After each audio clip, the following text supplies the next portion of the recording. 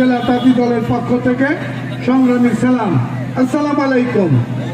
ভাইরা আমার, 16 বছর পর খোলা মাঠে এইভাবে খুনি হাসিনার থাকাকালীন আপনাকে এবারে খুনি হাসিনাকে বিদায় করে আজকে খোলা মাঠে খোলা মনে আমরা ইফতার করেতেছি।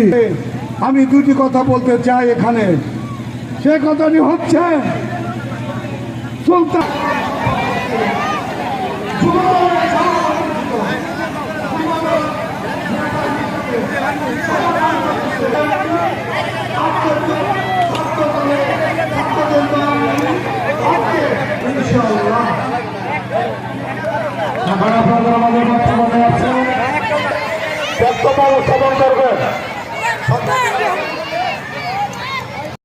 জেলা তাঁতি দলের পক্ষ থেকে সংগ্রামী সালাম।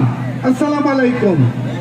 ভাইরা আমার, 16 বছর পর খোলা মাঠে এইভাবে খুনি হাসিনার থাকাকালীন আপনাকে এবারে খুনি হাসিনাকে বিদায় করে আজকে খোলা মাঠে খোলা মনে আমরা ইফতার করেতেছি।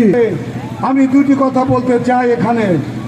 সে কথাটি হচ্ছে সুলতান